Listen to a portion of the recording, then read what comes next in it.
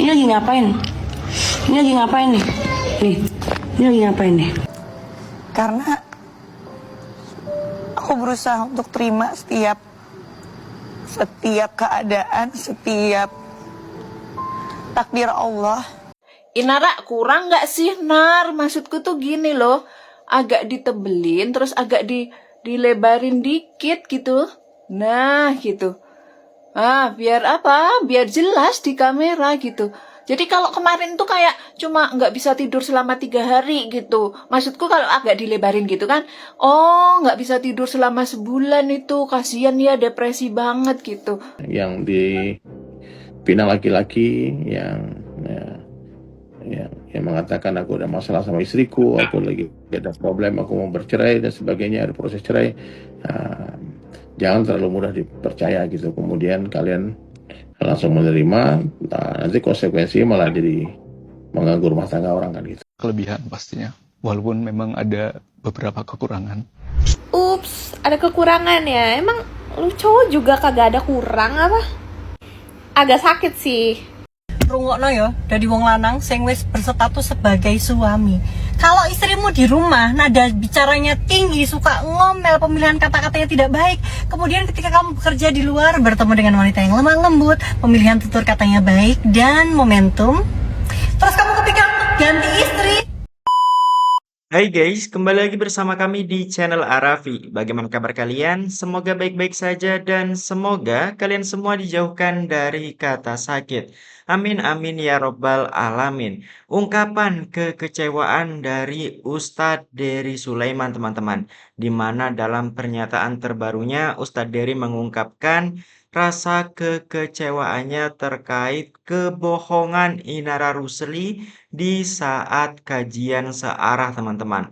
Nah, jadi Ustadz Dery menilai Inara Rusli telah berbohong mengenai Insanul Fahmi yang merupakan selingkuhannya di saat kajian teman-teman. Dan mengenai pernyataan dari Insanul Fahmi yang menyebut kalau Inara Rusli ini merupakan sosok perempuan yang lemah lembut teman-teman, akhirnya ada beberapa video di saat Inara Rusli live streaming. Dalam live-nya tersebut, Inara Rusli terlihat agak ketus dan judes ya. Dan hal ini tentu saja tak terlepas dari beragam komentar dari para warganet teman-teman. Ini dia videonya. Ini lagi ngapain? Ini lagi ngapain nih? Nih, ini lagi ngapain nih? Emang benar kata si Didin ya. Kalau si Ningsi ini kalau ngomong ini lemah lembut, intonasinya kagak pernah tinggi, tata keramanya baik. Ya pokoknya wanita ideal, layaknya wanita wife material katanya. Iya. Ya kata si Didin mah begitu, si Ningsi tuh. Kata Didin bukan kata gue. Kalau kata Pak Ustadz yang ngajarin gue ngaji, ingat loh kata Pak Ustadz yang ngajarin gue ngaji. Gue ngaji bukan kajian ya. Ucapan lisan itu cerminan hati. Katanya begitu. Jadi lu nilain diri aja dah. Ya memang kalau lagi jatuh cinta, tai kucing aja berasa jadi rasa pasta. Bulu jembut aja berasa kayak bulu mata.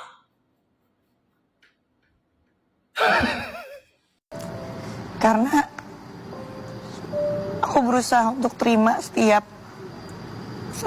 keadaan, setiap takdir Allah, bahkan sampai setiap judgement orang-orang, aku semua terima.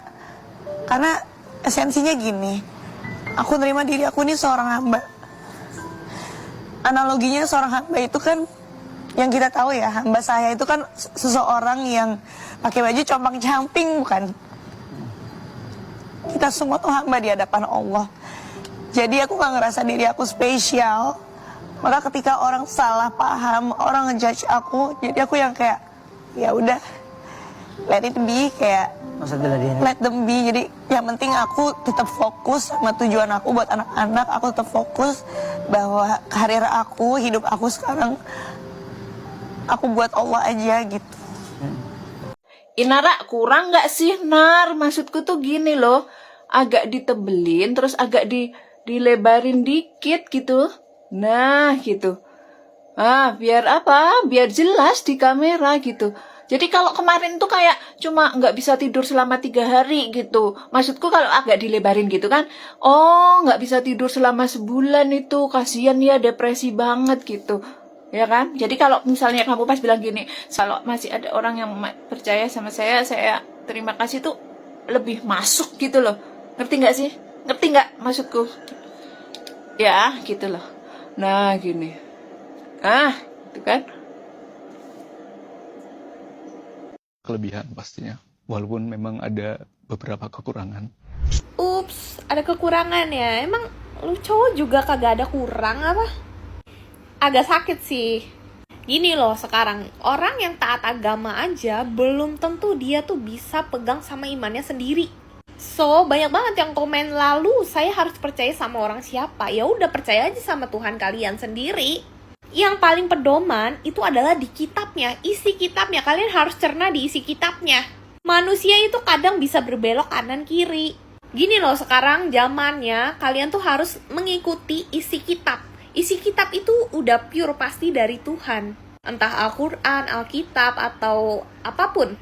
Manusia itu hanya penyalur. Makanya kalau misalnya kalian masih ragu, baca kitab kalian. Rungokno ya, dari wong lanang sing wis berstatus sebagai suami. Kalau istrimu di rumah nada bicaranya tinggi, suka ngomel, pemilihan kata-katanya tidak baik, kemudian ketika kamu bekerja di luar bertemu dengan wanita yang lemah lembut, pemilihan tutur katanya baik dan momentum, terus kamu kepikiran untuk ganti istri, podo ae pak, podo ae. Semua istri akan ngomel pada waktunya pak.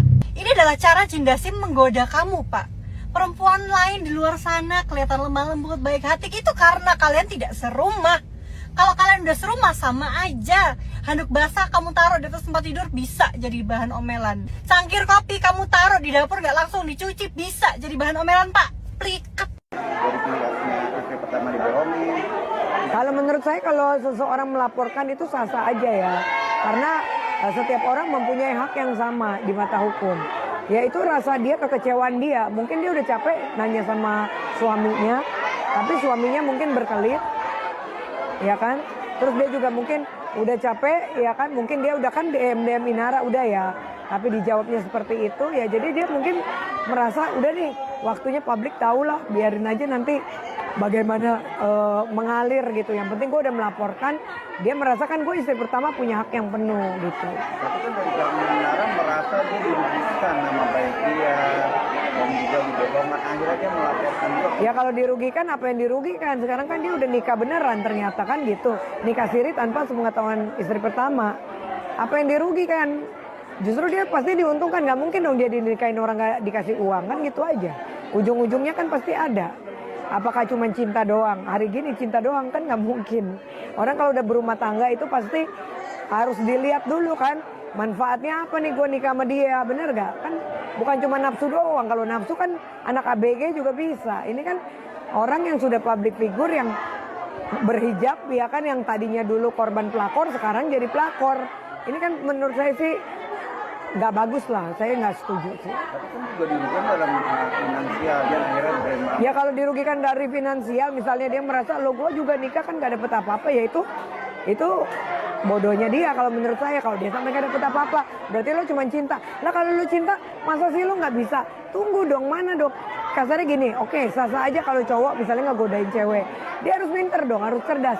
Ya udah sayang, ya kan, sebelum kamu nikahin aku, kamu harus cerai resmi dulu ya secara tercatat di negara. Kalau udah baru, oke, gue setuju. Atau kalau emang kamu masih talak-talak begitu, ya kan, masih belum talak, masih baru pisah rumah, aku tidak mau dinikahin dulu sebelum kamu selesaikan dulu semuanya, ya kan, gugatan cerainya, terus pengadilan, paling itu yang namanya bercerai sekitar 2 bulan udah selesai. Kalau memang istrinya juga menyetujui untuk saling bercerai kan gitu. Tapi kalau istri nggak mau menyetujui, paling lama 3 bulan. Masa sih lu nggak bisa nunggu 3 bulan, ya kan, untuk proses hukum? Masa sih nggak ngerti yang namanya begituan, ya kan? Walaupun itu secara agama mungkin saya, tapi maksudku kalau udah sampai ke publik begini kan kasihan gitu loh. Karena dia kan public figure Inara ini. Mungkin kalau dia orang biasa atau cewek-cewek SPG mungkin ya sudahlah dianggap biasa aja ya pelakor, nggak akan rame. Tapi kan ini seorang Inara yang tadinya digadang-gadangkan sama netizen. Kalau saya sih enggak ya, saya sih biasa aja ngelihatnya. Karena menurut saya setiap manusia mau dia berhijab mau apa ya sama aja manusia-manusia juga, dia punya nafsu, dia tetap tergantung imannya dia kan gitu. Jadi dia dapat laporan atau dilaporkan dengan video barang bukti itu dari rumahnya Inara sendiri. Melihatnya gimana? Ya sebenarnya menurut saya agak lucu ya, yang namanya CCTV itu kan kepemilikan orang yang punya rumah. Posisinya kan berada di dalam rumah juga. Kalau tiba-tiba bocor, ya pastinya kan orang-orang yang terkait, yang terlibat di dalam rumah tersebut. Nah itu yang harusnya mungkin nanti diperiksa ya kan.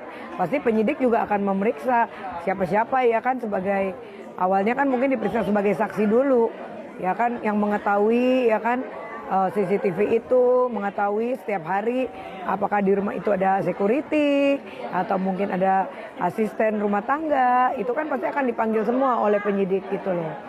Tapi yang lucu kalau itu bocor kan pasti ada seseorang yang membocorkan. Karena nggak mungkin CCTV rumah kok bisa bocor sendiri.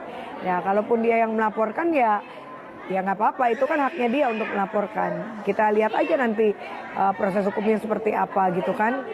Tapi kalau menurut saya pasti ada seseorang yang memang sengaja untuk menyebarkan CCTV tersebut gitu. Itu rumor yang berbeda, mantannya, rumornya.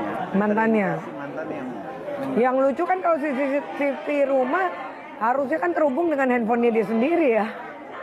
Kalau handphonenya tiba-tiba dihack, saya sih nggak tahu juga ya. Canggih juga kalau bisa ngehack.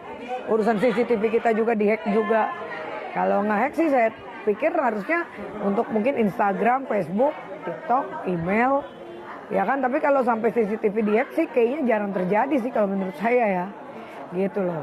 Kalau sampai mantannya nggak ngerti apakah mungkin Inara pernah cerita ke temennya mungkin atau bagaimana kan kita nggak tahu nih. Ya mungkin kita lihat aja nanti penyidik yang akan menelusuri kalau dia memang udah melaporkan. Yang mau dilaporin apaan? Ya, dia sih melaporkan di itu rumah sih. orang. Illegal akses dari mana? Emang dikewer-kewer keluar.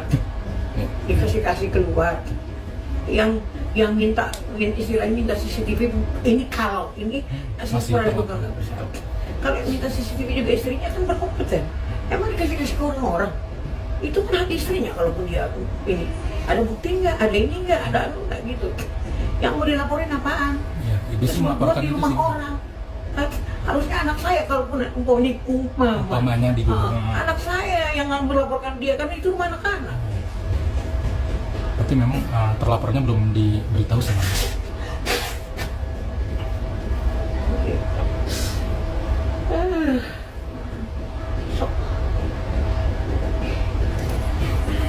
Mungkin kalau boleh tahu kapan sih terakhir Kak Inara bertemu dengan anak-anaknya?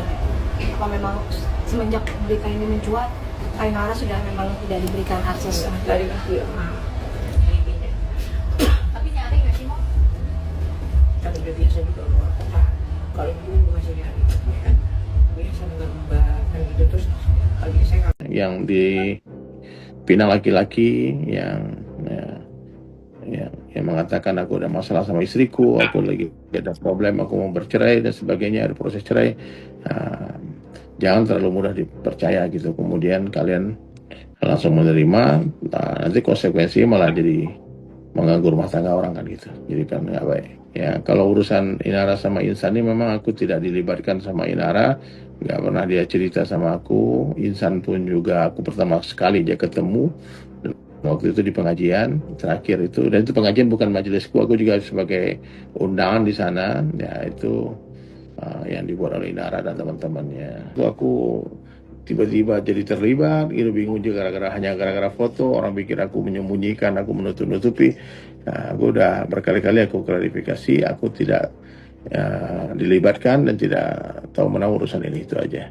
Ya netizen kalau masih ngomong juga terserah kalian. Aku dibully gara-gara ini juga, banyak juga nyerang aku. Cuma kenapa aku jadi diserang gitu kan?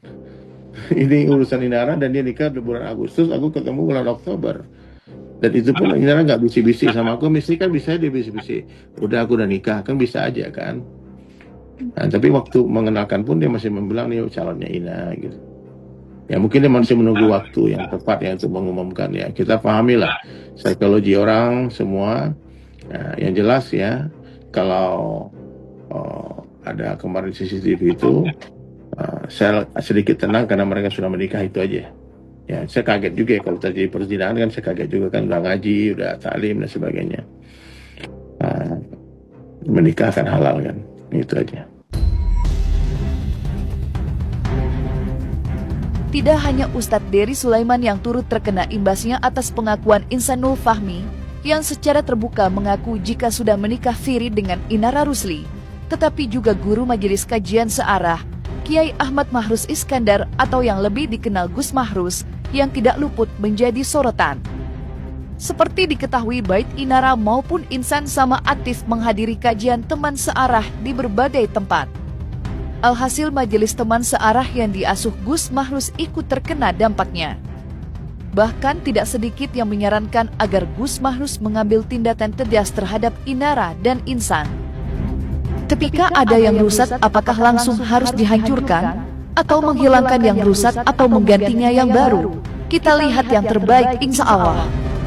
Tulis majelis teman searah dalam instastory-nya menanggapi banyaknya permintaan agar Inara dan Insan diberi pelajaran agar tidak diikuti oleh jamaah yang lain.